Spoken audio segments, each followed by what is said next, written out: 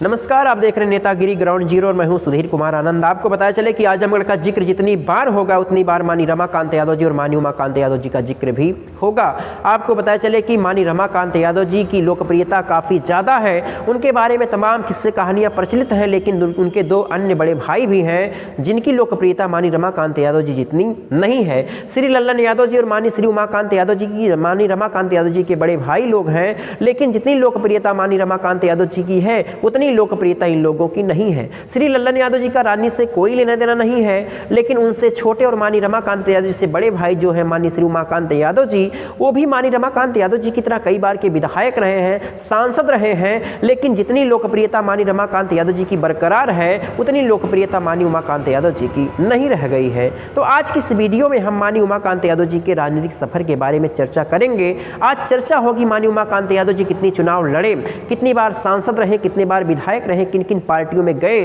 कितनी बार चुनाव जीते, कितनी बार चुनाव हारे। इन तमाम बिंदुओं पर आज की चर्चाएं होंगी। आपको पता चले कि मानी रमाकांत यादव जी ने अपने राजनीतिक जीवन की शुरुआत 1985 के विधानसभा चुनाव से की थी, लेकिन उनके बड़े भाई मानी उमाकांत यादव जी ने अपने राजनीतिक जीवन की शुरुआत 1991 के विधानसभा चुनाव से की थी। आपको बताया चले कि 1991 के दौर में बहुजन समाज पार्टी एक आंदोलन के साथ काफ़ी तेजी से उभर रही थी और मानी उमाकांत यादव जी को बहुजन समाज पार्टी का आंदोलन तथा नीतियाँ अच्छी लगी तो वो बहुजन समाज पार्टी में शामिल हो गए और उसके बदले में बहुजन समाज पार्टी ने मानी उमाकांत यादव जी को 1991 के विधानसभा चुनाव में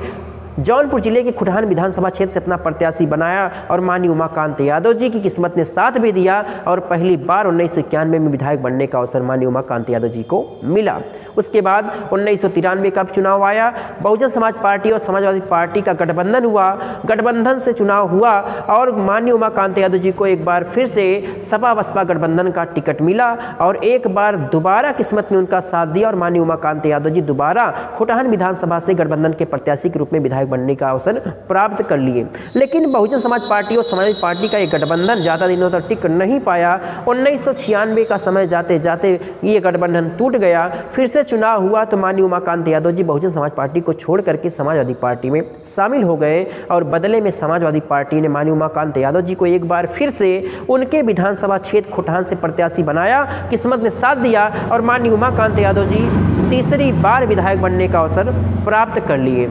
उसके बाद समाजवादी पार्टी से भी उनका अनबन हो गया। मानी उमाकांत यादव जी समाजवादी पार्टी को छोड़ करके भारतीय जनता पार्टी में शामिल हो गए और 2002 के विधानसभा चुनाव में खुटहान विधानसभा से भारतीय जनता पार्टी और जदयू गठबंधन के संयुक्त प्रत्याशी बनाए गए, लेकिन किस्मत ने साथ नहीं दिया और चुनाव हार गए। मानी उमाकांत यादव जी अपनी हार को ज़्यादा दिनों तक पचा नहीं पाए, खालीपन ज़्यादा दिनों तक झेल नहीं पाए, तो एक बार फिर से वो बहुजन समाज पार्टी में शामिल हो गए। बहुजन समाज पार्टी के कार्यकर्ता के रूप में कार्य करने लगे तो बहुजन समाज पार्टी ने 2004 के लोकसभा चुनाव में मानी उमाकांत यादव जी को जौनपुर जिले के मछली शहर लोकसभा क्षेत्र से अपना प्रत्याशी बनाया,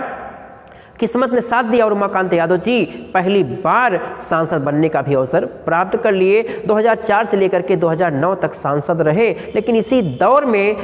कुछ आपराधिक गतिविधियों के चलते उनका बहुजन समाज पार्टी के